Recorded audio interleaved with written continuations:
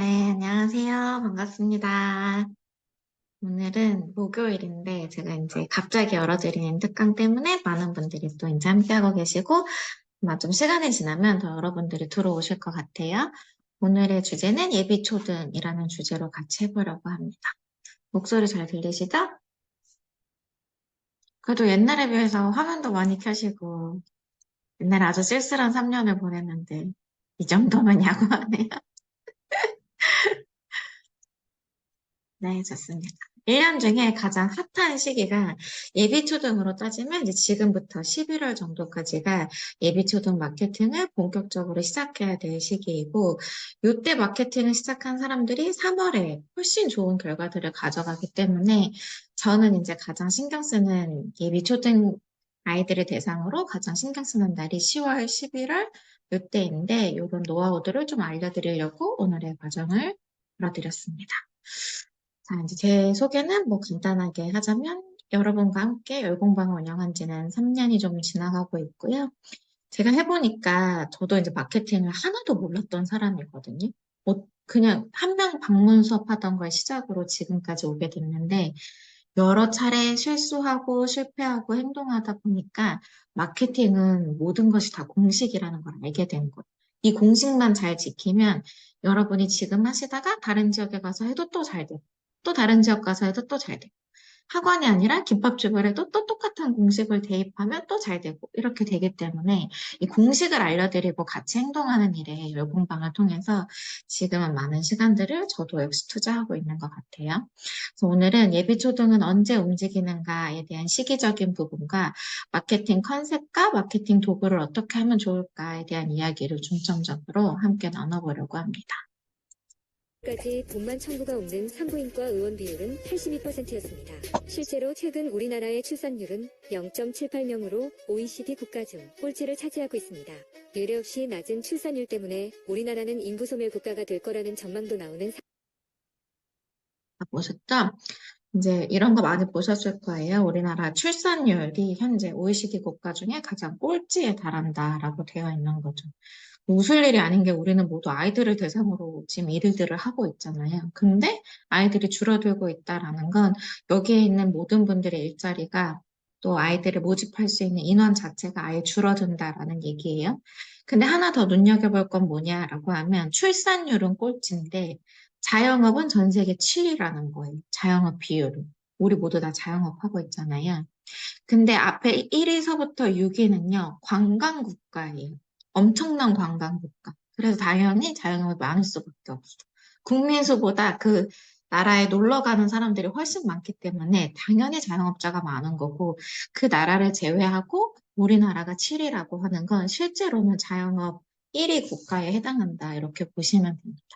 그럼 출산율은 줄어들고 자영업은 늘어나고 하니까 결국은 우리는 잘 해야지만 살아남을 수 있다. 이게 아주 무서운 속도로 여러분한테 다가가고 있다라는 거를 도입에 좀 이야기를 드리고 싶었어요.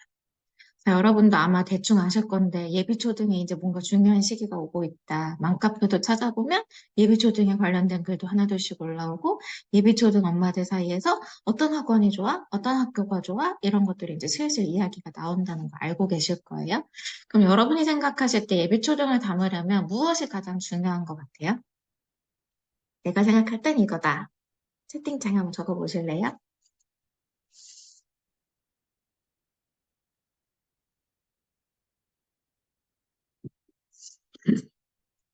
아무도 안 적는 건 지금 자, 픽업해주는 거, 동선.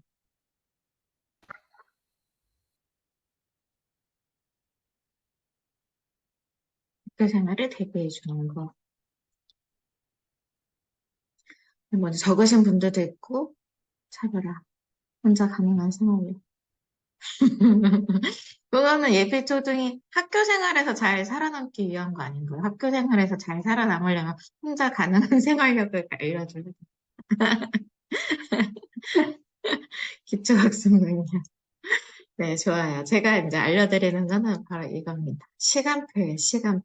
학원 운영의 입장에서 봤을 때 예비초등을 만나려고 한다. 내가 예비초등을 쓸어 담겠다라는 마음이 있다라고 하는 분들은 예비초등을 위한 여러분한테 시간표가 있냐라는 거예요. 학원 운영의 핵심은 시간표예요. 돈이 되는 시간표를 가지고 있느냐, 안 가지고 있느냐인데, 여러분한테 제가 시간표가 어떻게 돼요? 돈이 되는 시간표를 갖고 계신가요? 라고 하면, 원생이 얼마 없는 원장님은 이렇게 말해요. 지금도 시간이 굉장히 널널하기 때문에 별로 손볼 게 없다라고 이야기를 하시죠. 근데 원생이 많은 원장님한테 얘기하면 내가 한 번 시간표를 손대기 시작하면 너무 골치 아프다. 엄마들이 어차피 이동도 안 해준다. 그래서 나는 시간표를 건드릴 수가 없다라고 이야기를 하는 거예요. 제가 가장 많이 신경 쓰고 준비하는 부분이 바로 이 시간표인데, 예비초등을 만나기 전에, 내가 예비초등을 광고하고 대거 투입하기 전에 반드시 여러분이 여러분의 시간표를 점검해야 된다라는. 자, 시간표는요, 두 개의 시간표를 미리 기획하고 계획을 해야 돼요. 예비초등을 위해서. 저도 초반에는 이 두 개의 시간표를 생각을 못해서 원망을 얼마나 많이 들었는지 몰라요. 예비초등 과정이 초등으로 가는 과정까지 다 약속을 해두고, 예비초등은 현재 11월에서 2월까지는 유치원을 다니고 있기 때문에 보통 3시 이후에 학원에 오잖아요. 근데 3월 이후부터는 얘네가 바로 학교에 가기 때문에 아주 앞 시간대, 하교하자마자 가는 시간대로 들어간단 말이에요. 근데 이 시간표를 두 개를 기억하고 내 머릿속에 월요일부터 토요일까지 가장 앞 시간부터 가장 늦은 시간까지 가 시간표가 짜여져 있어야지만 무리수 없이 리스크 없이 나가는 애 없이 이 시간표대로 내가 원하고 계획한 대로 아이들이 들어온다라는 겁니다. 그리고 여기에서 또 하나 주의할 점은 2월에는 무조건 시간표를 선점하셔야 돼요. 예를 들어 영어는 수학이 선점하면 영어가 손해고, 영어가 선점하면 수학이 손재고, 손해고, 교과가 선점하면 비교과는 늘 손해고 하잖아요. 이 앞에 공을 얼마나 많이 들였냐에 따라서 2월 달에 엄마들 입에서 이런 말이 나와야 되는 거예요. 나 주량 원장님하고 가장 먼저 시간표 픽스하고 싶어요. 빨리 알려주세요. 그리고 나서 다른 학원 시간표 채울게요. 이렇게 돼야 되는 거예요. 그래서 그 과정이 지금부터 시작해서 쭉 진행이 돼야 된다. 그럼 이 월화수목금토 시간표 안에 현재는 내가 그렇지 않다라고 하더라도 어느 애들이 어느 타임으로 가서 어느 정도 꽉 차줘야 되는지 정원은 몇 명인지를 쭉 한번 적어보는 거. 없으면 없는 대로 일단 적으면 되는 거죠. 있는 애들은 얘는 여기로 갔으면 좋겠다, 얘는 저기로 갔으면 좋겠다라는 여러분의 시간표가 있잖아요. 이거를 하루 종일 기록을 한번 해보는 거예요. 이렇게 시간표가 꽉 찼을 때 여러분의 최고 매출이라는 게 나오고 그 최고 매출이 바로 목표라는 게 되는 거예요. 제가 만났던 수많은 원장님들한테 제가 항상 물어봤어요. 원장님 최고 매출이 얼마예요? 라고 했을 때 원장님들이 잘 모르는 거예요. 전 진짜 완전 충격받았거든요. 그리고 이렇게 얘기하는 거, 한 7, 800? 이렇게 얘기하는 거야. 여러분, 700과 800은 엄청나게 큰 차이다. 그거를 7, 800이라고 얘기할 수가 없거든요. 어떤 사람은 절대로 월 400도 안 나오는 시간표를 가지고 있으면서 그거보다 더 많은 원생이 왔으면 좋겠다고 계속 목표라고 얘기하는 사람들도 있어요. 그래서 예비초등을 만나기 전에, 내가 대거 모집하기 전에 가장 먼저 해야 될 일은 지금 있는 시간표를 점검하고, 때로는 그 시간표를 점검하다 보면 지금 애들이 좀 이동해줘야 되는 경우들도 있거든요. 그렇기 때문에 최고 매출 목표를 세우고 예비초등에 들어갈 수 있는 자리를 여유 있게 만들어 놔야 된다라는 거죠. 자, 이렇게 아까 이제 방금 말한 것처럼 최고 매출 시간표를 만들다 보면 예비 초등을 위한 시간표가 들어가야 되기 때문에 기존 친구들이 가급적 이동해줘야 되는 경우들도 있어요. 근데 엄마들한테 우리가 이동해달라고 하면 잘 이동해주나요? 절대 안 해주잖아요. 그래서 이동하는 방법은 평가라는 게 이제 들어가는 거죠. 내 편의대로 누가 이동을 해주겠어요. 엄마들도 자기네 짜여져 있는 시간표가 쭉 있는데. 그래서 저는 항상 정기평가를 열었고요. 2달에서 3달마다 한 번씩 정기평가를 열어서 늘 아이들은 학원에 오면 정기평가에 의해서 반도 바뀌고, 타임도 바뀐다라는 거를 굉장히 자연스러운 툴로, 시스템으로 이제 안내를 드렸던 거죠. 테스트 결과, 우리 미영이는 어떤 타임이 월요일에 무슨 타임이 가장 적합합니다. 그 타임 원하지 않으시면 원래 타임에 다닐 수는 있지만 저는 선생님으로서 이 타임을 가장 추천합니다. 라고 이야기하면 엄마들이 결국은 시간표를 바꿔준다라는 거죠. 교과는 언제나 가능하고요. 비교과도 테스트라는 기준이 있다라고 하면 이러한 제시들이 가능하다라는 겁니다. 자, 그럼 이제 시기를 볼게요. 지금 이제 10월 달이잖아요. 10월, 11월, 12월, 1월, 2월의 이 기나긴 겨울의 시간 동안 공을 되게 많이 들여야 되는데 이 시기는 뭐 하는 시기냐? 귀동냥하는 시기라는 거예요. 어디가 좋대, 뭐 잘한대, 여기 괜찮대라고 귀동냥하는 시기. 그리고 예비초등의 부모님의 불안도가 엄청나게 높아지는 시기인 거예요. 그래서 여기저기 많이 알아봐 주죠.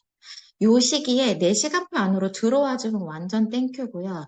들어오지 않는다라고 하더라도 씨를 뿌려놓으면 2월에서 3월 사이에 반드시 등록하기 때문에 계속 관심을 갖게 하고 알리고 또 알리는 작업이 지금부터 2월까지 중요하다라는 겁니다. 이제 3월은 거의 등록 확정이 되는 거죠. 아래 이미지 보시면 좀 더 구체적으로 나눠 놓은 거예요. 10월에서 11월은 우리 학원의 이미지를 상승시키는 데 주력을 다하셔야 됩니다. 아, 여기 괜찮네? 여기 원장 약간 전문가네? 다른 데랑 좀 차별화돼 있네? 라는 이미지를 계속 줘야 돼. 그리고 여러분이 뿌리는 광고를 통해 계속해서 지역의 예비초등 데이터베이스를 모으고 그 데이터베이스에 광고를 계속해야 됩니다. 12월부터 1월, 2월은 어떤 시즌이냐? 예비초등을 대상으로 한 특강이 쏟아지는 시기예요. 여러분도 반드시 이때 특강을 해서 아이들을 모으셔야 돼요.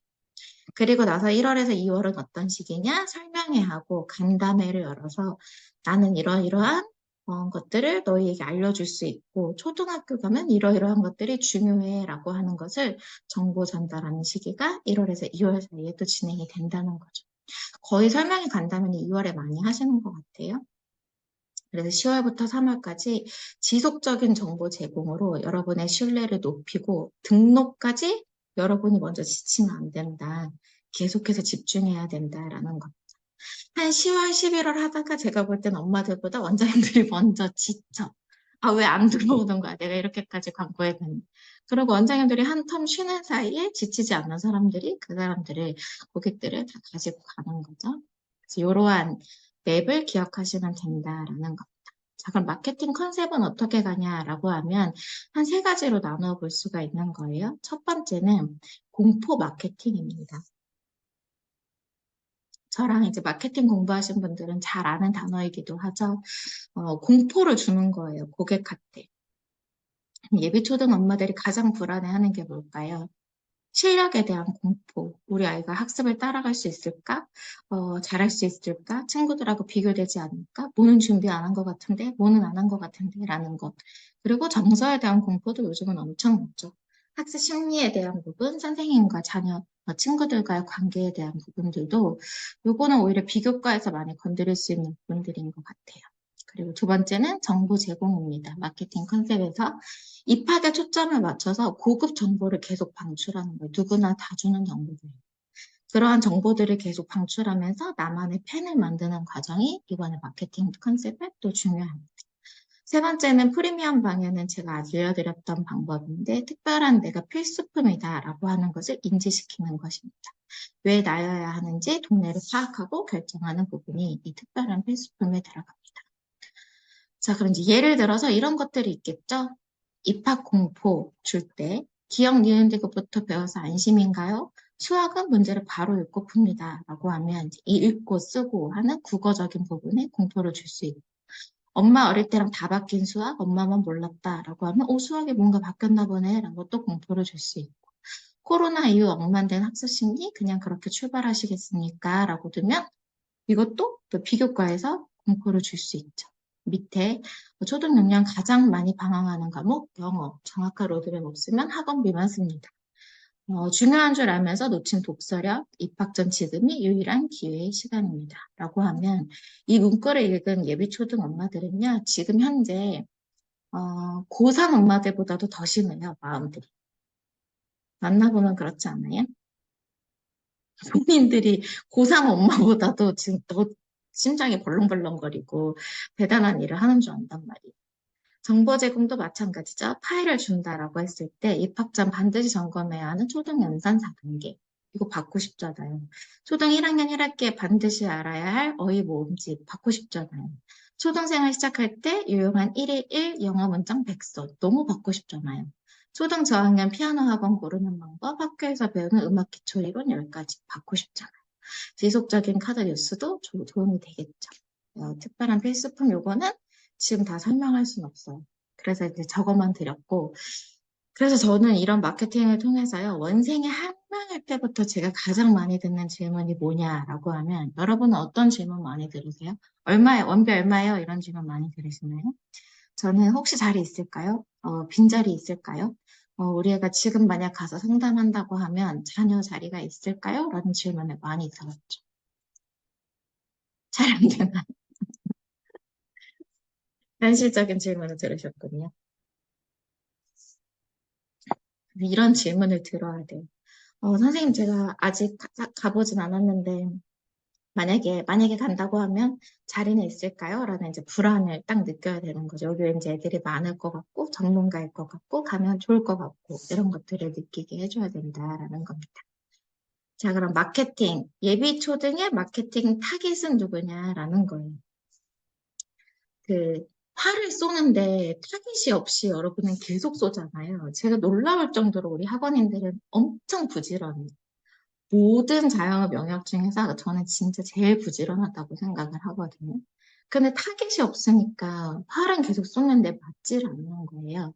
첫 번째는 재환생 동생이죠. 예비초등을 이제 가고자 하는 아이들이 있으니까. 두 번째는 여러분이 직접 모은 데이터베이스, 전화번호 알고 있는 애들이죠. 그리고 세 번째는 지역에 있는 모든 예비초 친구들이 여러분의 타겟이 될 수 있겠죠. 가장 유력한 건 1번, 2번이 가장 유력해요. 3번은 이제 너무 광범위하니까. 자, 그럼 마케팅 도구는 무엇이냐라는 겁니다. 이제 지금까지 중요한 것도 알았고, 시기도 알았고, 타깃도 알았다라고 하면 어떤 마케팅 도구로 얘네들을 끌어모아야 되냐라는 거예요. 여러분 중에 아직도 입소문이면 충분하다라고 생각하는 분 계세요?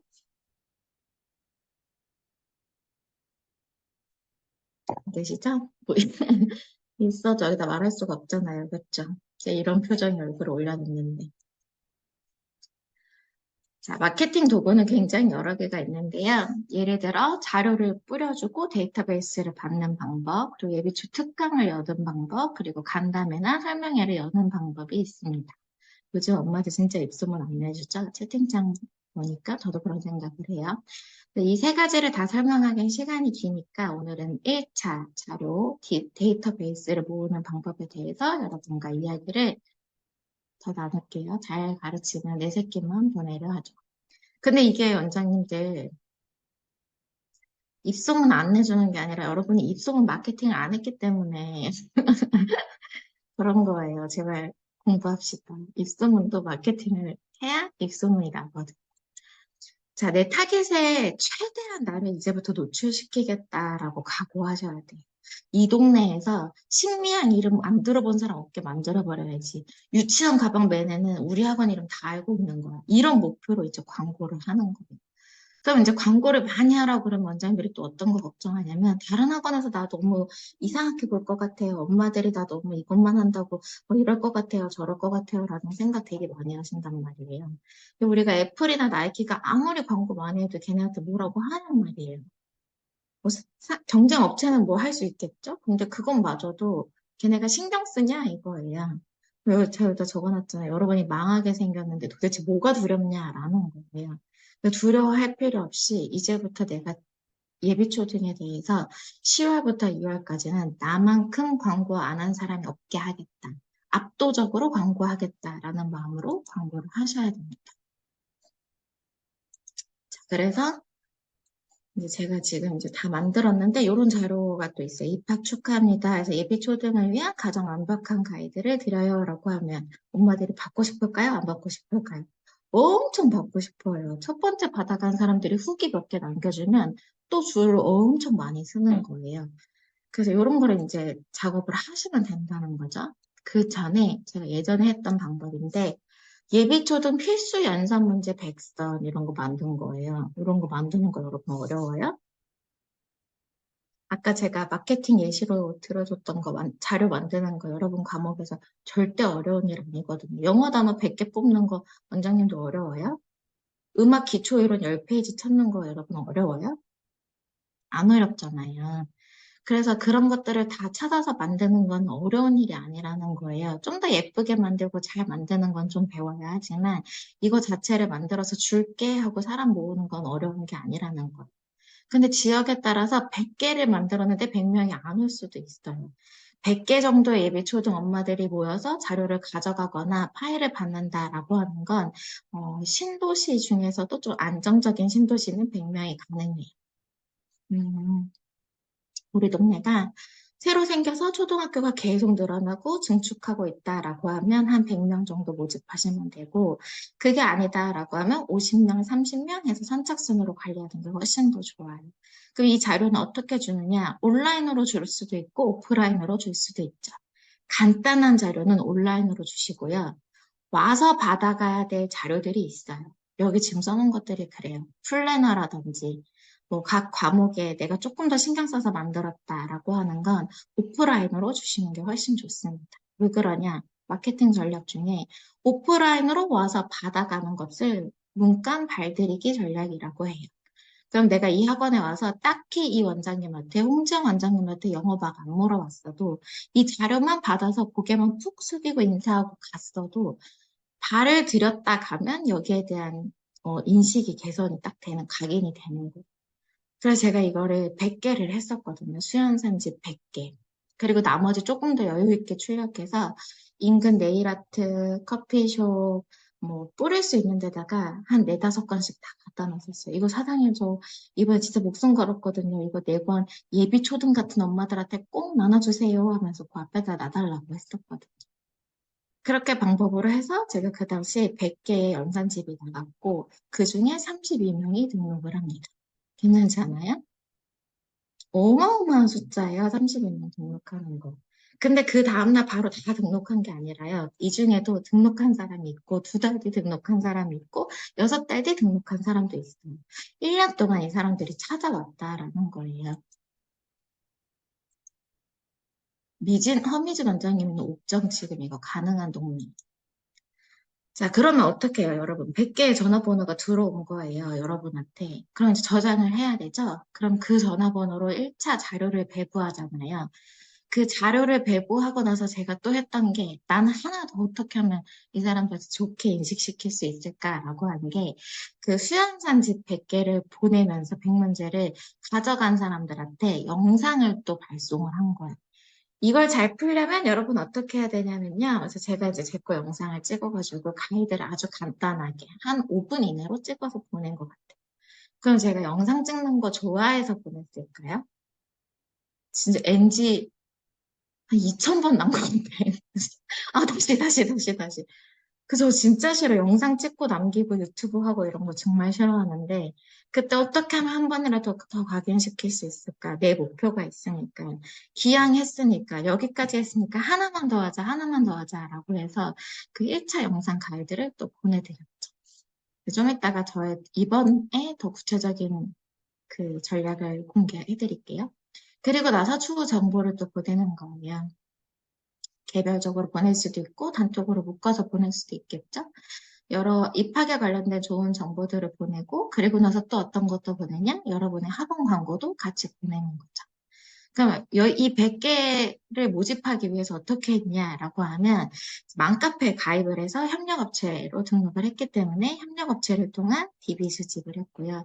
당근 앱을 통해서 했고 블로그, 인스타그램, 학부모, 밴드, 재환생들한테도 재원생들한테 되게 많이 얘기한 것 같아요. 꼭 우리 지역 아니어도 되니까 친척이나 두고 이거 예비초등 자료 받고 싶으면 언제든지 말해주세요. 라고 해서 많이 모았던 것 같고 전단지 배부도 했죠.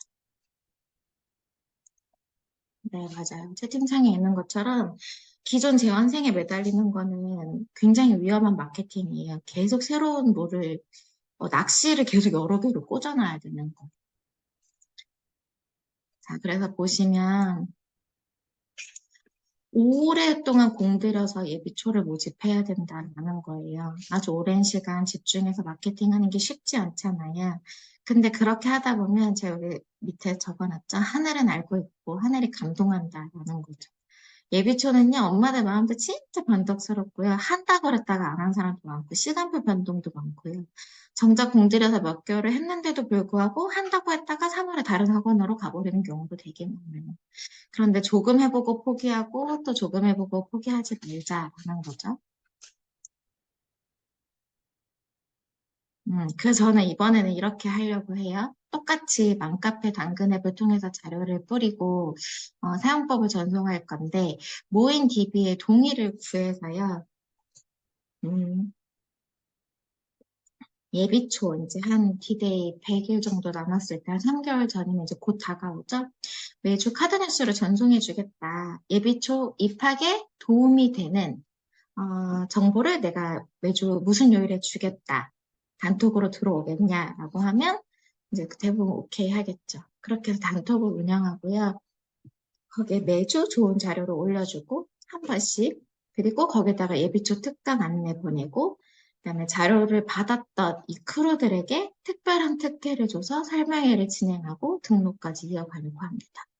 총 4개월의 여정을 갈 건데 이건 교과냐 비교과냐 그런 거 상관없는 규칙인 것 같아요. 이 규칙대로 간다라고 하시면 그래서 함께 이 과정을 또 하고 싶으신 분들이 계시면 다음 주에 또 안내를 드리겠습니다.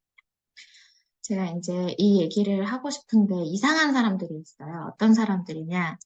다이어트를 한다고 했는데 다이어트 하는 비용보다 매번 살찌는데 비용을 많이 쓰는 사람들이 있거든요. 있지 않나요? 나라고 생각하면 채팅창에 자유롭게 적으셔도 돼요. 근데 그걸 학원 운영에 접목해보면 이런 거예요. 광고하자, 홍보하자라고 했더니 광고 홍보를 위한 배움과 에너지, 광고 비용보다 재원생 이탈이 두려우니까 계속 선물 사고, 간식 사고, 교재 사고, 교구 사고, 가맹하고 이것만 계속 반복하는 사람들도 있다라는 거예요. 내가 어디에 돈을 써야 되고 어디에 집중해야 되는지를 알아야 되는데 그렇지 않고 반대로 행동하고 돈을 쓰고 그리고 매번 남이 뭐 하나 궁금한 사람들이 있다라는 거예요. 그래서 여러분이 내가 어떤 사람인지를 파악하고 이번만큼은 어디에 집중하고 어디에 공부를 해보겠다라는 거를 결정을 하시면 좋을 것 같습니다. 또 사라지고 있고 예를 들면 지금 또 모기가 늘어난다고 해요. 네. 모기가 또 우리가 관심을 갖는 이유는 병원균의 매개체잖아요. 맞아요. 그래서 뭐 말라리아. 뇌염록이 있잖아, 말라리아, 말라리아. 그다음 황열병 이런 게 다 모기 때문에 발생하는 거거든요. 근데 이런 질병들이 예전에는 열대 지역이라든지 뭐 아열대 저 밑에 이런 데였는데 말라리아 환자가 우리나라도 생기고 있어요. 이번에 우리 코로나를 경험했잖아요. 네, 그렇죠. 이것도 뭐 완벽하게 그 일치되진 않았지만 그래도 많은 분들이 뭐 박쥐가 네 개의 매개 역할을 역할을 했다. 근데 박쥐에서 식초가 지금 늘어나고 있어요. 박쥐도 아열대 기후에서 생존하는데 박쥐가 서식할 수 있는 공간이 기후의 변화에 따라서 늘어났거든요. 네, 코로나보다 더 센 질병이 4년 안에 온다라고 해요. 여러분 중에 4년 안에 지금 하고 있는 공부방, 학원, 레슨 때려칠 사람 있나요? 거의 없잖아요. 우리 4년, 5년 할 거잖아요. 근데 한 번 더 코로나가 오면 우리가 준비하고 대비하지 않으면 버텨낼 수 있는가라고 하면 저는 많은 분들이 굉장히 힘든 시간들을 보낼 수 있을 거다, 보내게 될 거다라는 생각을 합니다. 한 가지 광고를 하자면, 그래서 그러한 시간들을 대비해서 용기를 내서 공부하는 원장님들이 계세요. 열강 넘어 성공이라고 해서요. 온라인 강사 과정을 준비하는 분들이 계시는데 1기, 2기, 3기는 다 한 달에 한 번씩 마감이 되었고 이제 마지막 기수를 모집합니다. 이 기수가 완료가 되면 이 강의 과정은 다시 개설을 하지 않을 예정이고요. 지금 다들 열심히 달려서 하고 계세요. 그래서 이분들하고 1월, 2월에 온라인 세미나가 대규모로 한번 열릴 예정이고, 그 다음에도 팀 단위로 프로젝트가 열리고, 또 각 개인이 강의하실 수 있도록, 그런 과정들을 코칭하고 함께 공부하는 과정이 진행될 예정입니다. 오늘하고 내일 단톡방을 통해서 다시 한번 공지를 드리도록 하겠습니다. 당장은 어떤 뭐 힘든 게 있지만 내년 딱 돼보세요. 통과하고 나면은 그 고통의 기억은 딱 사라져 버려요. 인생에 어떻게 보면 살 수 있는 그 재미가 뭐냐? 고통은 금방 사라진다는 거. 단계를 지나가면 힘든 게 다 잊혀진다는 거. 제가 인생을 살아보다 그러더라고요. 사람들 보통 될까 안 될까, 성공 확률이 희박하면 안 하더라고요. 근데 그 희박한 확률 속에서도 해야 돼요. 그러면 희박한 곳에서 성공할 수 있어요. 많은 사람들은 특히 젊은 사람일수록 재미있는 것을 원합니다. 내가 좀 짜릿하게 뭘 느끼는 것을 원해요. 근데 인생을 살다 보면은 항상 되풀이되는 거지만 재미있는 일 치고 인생에 도움되는 일이 별로 없어요. 너희 이 젊은 나이에 조금만 힘들고 고통스러운 걸 선택해봐. 내년 이맘때 현재의 너희 모습이 엄청나게 달라져 있어. 여러분들은 항상 매일같이 하고 싶은 일과 해야 되는 일이 겹치는데, 그런데 만약에 여러분들이 하고 싶은 일과 해야 되는 일 중에서 학생으로서 오늘 해야 되는 일을 먼저 하잖아요. 그러면 여러분은 나중에 하고 싶은 일을 하면서 살 수 있습니다. 안 될까 고민스러워서 보통 하게요, 안 하게요? 정말 인간의 웃기는 거죠, 인간의 심리가. 될까 안 될까 고민스러우면 대부분 안 해요.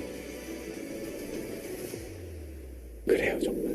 그럴 때가 되면요, 그거를 하셔야 돼요. 과감히 하셔야 돼요. 내가 실패할 때가 왔잖아요. 그러면 실패하셔야 돼요. 과감하게. 실패 안 하려고 막 발버둥 치고. 실패를 안 한다는 건 뭐예요? 도전을 안 한다는 얘기예요. 아무런 도전도 하지 않고 시도도 하지 않으면 실패가 없겠죠. 그러면 어떻게 돼요? 성공도 없는 거예요. 그냥 그러고 사는 겁니다. 지금 중요하거나 지금 재미있는 일을 선택하지 않고 내가 지금 해야 되는 일이 뭔가를 선택합니다. 해야 되는 일을. 할 수 있는 일을 선택해요. 내 나이에. 공부는 저는 죽음과 같은 존재라 생각했어요. 이런 그 정도로 싫다. 죽지 못해서 이거 하는 거지. 아니 공부를 평생 하라 그러면 저는 벌써 자살하고 끝났어요. 한시적이기 때문에. 또 공부라고 하는 것은 그 나이가 지나면 썩어버리는 복숭아처럼 다시는 할 수 없는 일이기 때문에. 인생은 고통스럽고 힘든 일을 선택할 수 있는 그러한 지혜를 배워요. 고통스럽고 힘든 일이 정말 쉬운 일이고 힘들고 가벼운 일들 나중에는 무의미하고 정말 도리어 힘든 결과를 가져요. 이 세상에 사람이 하는 모든 일은 내가 하기 좋은 것과 하기 싫은 것으로 반반씩, 어떤 거는 3대7, 어떤 건 4대6, 어떤 거는 반, 모조리 다 그렇게 구성이 돼 있다는 거예요. 근데 중요한 사실 하나 말씀드릴까요? 내가 그 일을 너무 하기 싫어라는 것은요, 반드시 역설적으로 반드시 해야 된다는 뜻이에요. 하기 싫다는 건 내가 해야 된다는 뜻이죠. 그럼 내가 하기 싫은 일과 싸워서 이겨내면은 어떤 효과가 있을까요? 하기 싫은데 그걸 내가 이겨내서 어떤 효과가 있을까요? 어떤지 아십니까? 사람이 성장해요. 우리의 원대한 사명은 먼 곳에 있는 희미한 것을 지켜보는 게 아니라 가까이 있는 분명하게 보이는 일을 하는 것이다. 정말 고통스럽고 힘든 일들, 정말 이건 너무나 힘들 것 같은 일, 그걸 하고 나면 정말 의미 있고 가치 있다는 것, 환희를 느낄 수 있다는 것. 당장은 어떤 네. 사실 이렇게 거대한 영상만큼 우리가 하는 건 아니잖아요. 매일 블로그 쓰고, TV 보내고, 연락하고, 또 기다리고 하는 것들이 아주 힘든 일은 아니라는 거죠. 저는 여러분과 함께 너무너무 잘 되고 싶어요. 그래서 하고 싶은 일을 그날그날 하는 사람이 아닌 해야 하는 일에 집중하는 사람들을 기다립니다. 오늘도 열공방에 후기를 적어주시면 일단 여기다가는 예비초 필독 목록이라고 해놨는데 각 과목별로 좀 도움이 되는 예비초 자료를 보내드리도록 할게요. 여러분의 다짐이고 선언이고 저는 이 짧은 강의지만 이 강의를 위해서 진짜 많은 시간을 또 준비를 했거든요. 또 저에게 주는 선물이다 생각하시고 후기를 적어주시면 감사하겠습니다. 오늘도 또 늦은 시간까지 애쓰셨고요. 좋은 밤 되시기를 바랍니다. 마지막 영상 보내드리겠습니다. 안녕히 가십시오.